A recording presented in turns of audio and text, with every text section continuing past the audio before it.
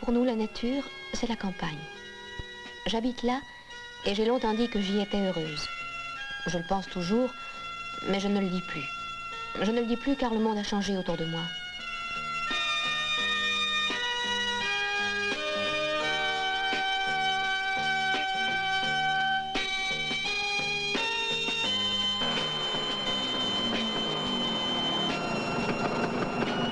Il y a les gens de la ville qui viennent, qui ne laissent pas que des bons souvenirs, qui parfois brûlent tout sur leur passage.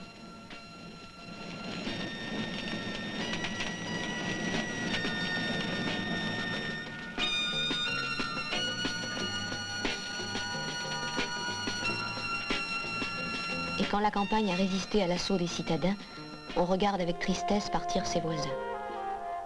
Impossible de vivre aujourd'hui en pratiquant ce type de culture. La vie est trop dure comparée à celle que l'on imagine pour les autres. Découragés, ils s'en vont. Comme Catherine Robin, ils sont des dizaines de milliers en France. Ils habitent un des parcs déjà créés ou un des parcs en cours de création, en cours de reconnaissance administrative. Un parc naturel régional, c'est-à-dire un morceau de campagne, un territoire que l'on tente d'aménager avec ses habitants au mieux de leurs intérêts. C'est pour chaque petite région du parc le développement de ses meilleures possibilités.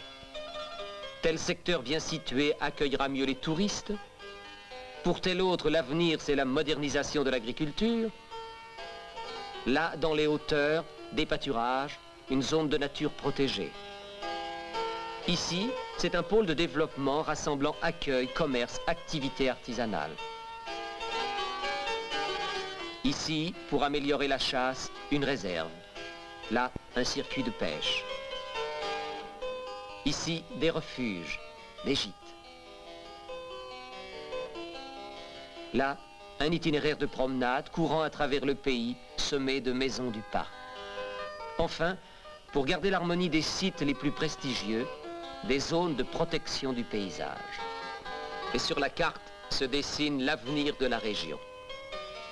Il sera confirmé dans une charte. Contrat entre l'État, les communes et les départements. Elle fixe les buts essentiels du parc.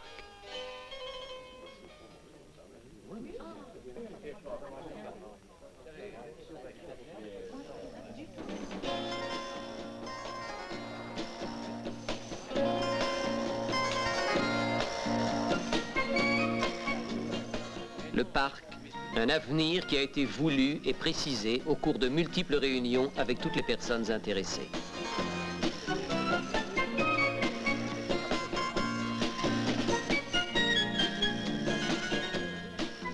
Le parc ne peut exister que si ses habitants le veulent, que si le parc participe à leur bonheur.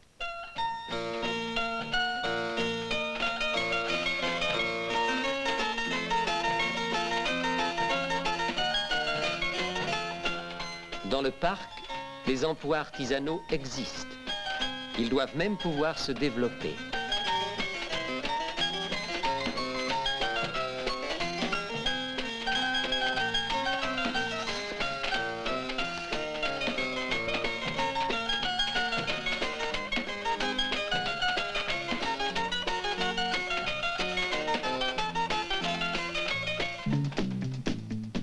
Le parc naturel régional est chargé de maintenir la vie sous toutes ses formes. Et l'industrie est un des éléments majeurs de la vie des petites cités de quelques milliers d'habitants. Car tout est lié. La petite industrie ne pourra rester que si le village qui l'abrite reste vivant. Le village, la région ne pourront se maintenir, se développer que si des activités nouvelles peuvent se créer. Artisanat, mais surtout agriculture. Car les parcs sont en majorité des territoires agricoles.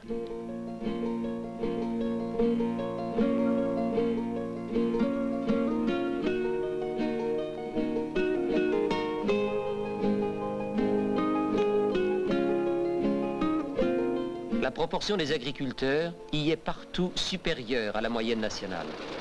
La moyenne des revenus y étant par contre malheureusement le plus souvent inférieure, voire très inférieure. Alors, il faut aider à la rénovation rurale, permettre l'implantation d'une agriculture moderne.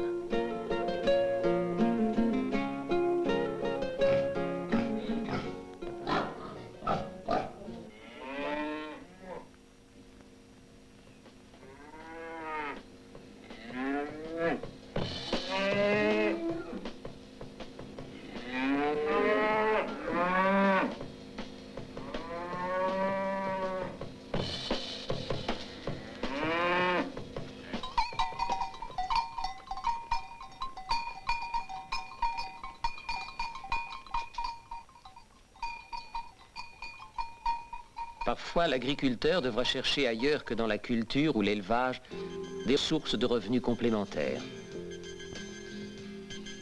La présence de touristes, l'évolution des goûts, permettent à nouveau à des produits rustiques de qualité de trouver une place sur le marché. Il ne peut s'agir que d'une activité, d'un revenu d'appoint. C'est le cas pour le camping à la ferme.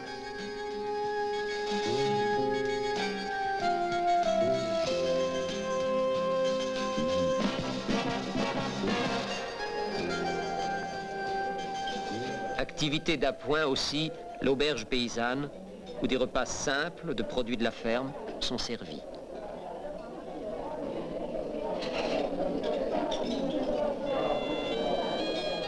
Activité d'appoint, mais surtout développement d'un loisir auquel les habitants restent très attachés, la chasse.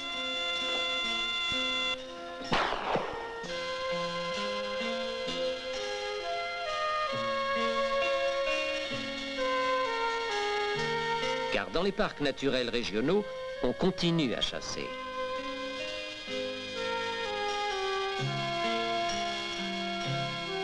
On continue de pêcher. La pêche et la chasse ne sont pas des atteintes à la nature, si elles ne se transforment pas en massacre.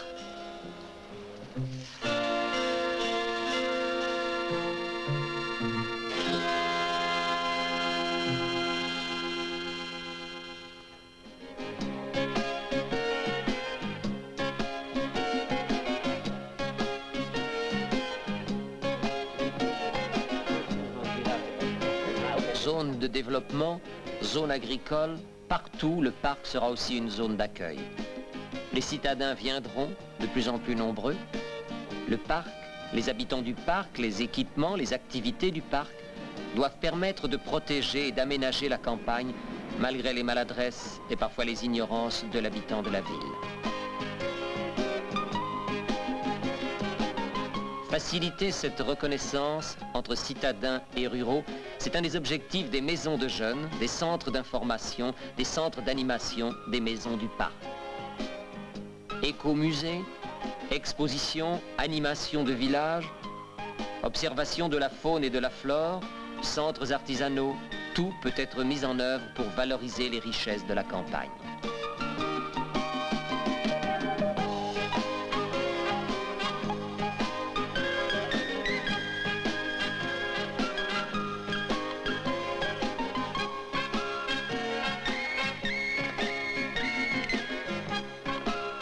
Des richesses que les citadins apprécieront d'autant plus qu'elles seront présentées par les habitants eux-mêmes.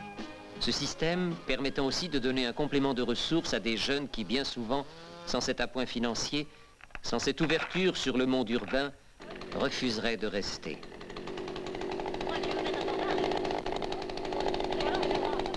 Ces bûcherons, dans le parc du Pilat, à côté de Saint-Étienne, deviennent, durant la saison, des moniteurs de ski de fond.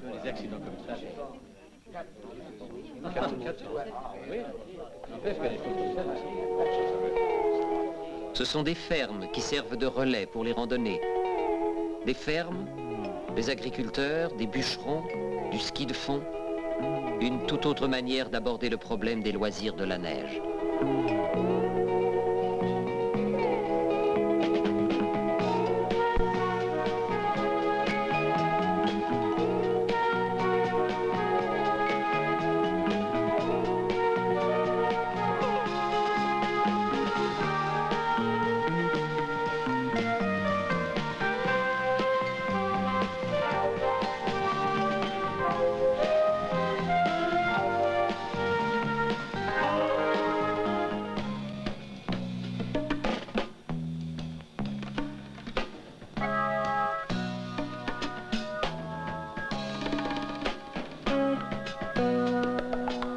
Vigneron dans le Languedoc, il est devenu moniteur dans le parc du Haut-Languedoc durant quelques semaines d'été.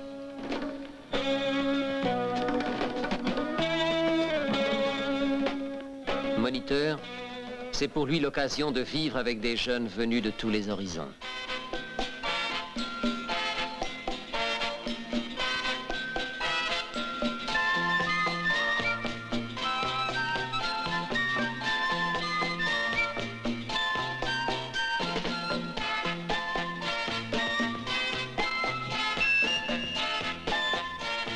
Corse, les jeunes sont devenus les guides du parc. Baliser les sentiers de grande randonnée, restaurer de vieilles bergeries, aider au maintien des habitants dans la montagne, c'est par une présence permanente, par une collaboration de tous les instants, que les guides, les hommes du parc, maintiennent et justifient l'espoir.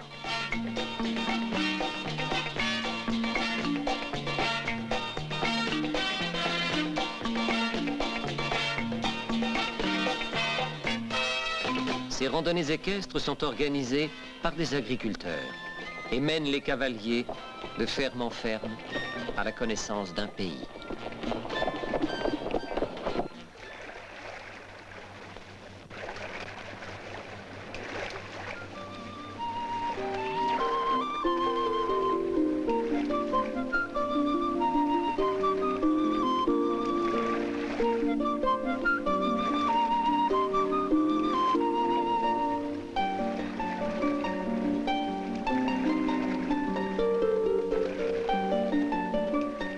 J'habite un village dans un parc naturel régional. En fait, avant je disais que j'habitais la campagne, car pour nous la nature c'est la campagne. J'habite là, près de cette rivière que des jeunes descendent en kayak, près d'une route où l'on entend de nouveau les sabots des chevaux, près d'un chemin où passent des piétons, comme on dit à la ville. J'habite un parc naturel régional.